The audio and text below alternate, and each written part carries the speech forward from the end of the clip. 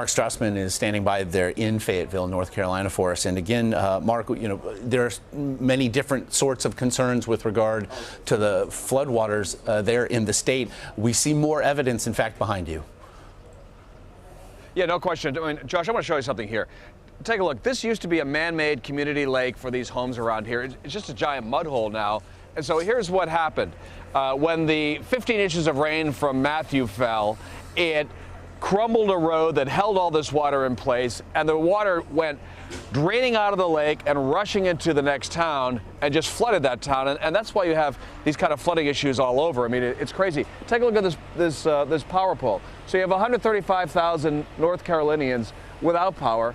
And it's not just the lines that fell, the poles themselves fell down. So you can see why restoring power here, I mean, it's going to take some time. These are major projects here on a good day, and there are a lot of these projects out here. There are about a dozen roads in North Carolina that are in this kind of shape. I mean, you can't get from here to there in that side of the neighborhood because there's no road here. I mean, it's a mess. And no roads, of course, make the search and rescue efforts I know that state and federal officials have been undertaking. It does make it exponentially more difficult. What's the status with regard to how many more they believe they'll have to execute today? It's a really good question. I mean, I was in Lumberton yesterday, and they thought they had, at the beginning, about 1,000 people who needed rescuing, the mayor told me. And most of them are now out, and they're doing more targeted searches where they're responding to tips or phone calls.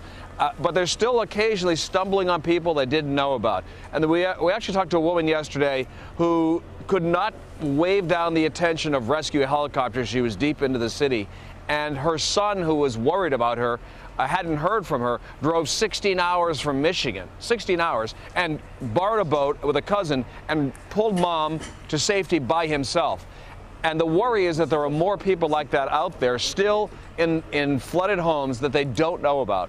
And they're just trying to get every single person they can. But it's a big city, and it's one of only a couple of towns still that still have to extract people. It's remarkable stuff to see. Mark Strassman there in Fayetteville, North Carolina. We do appreciate the reporting, my friend. Anytime, Josh.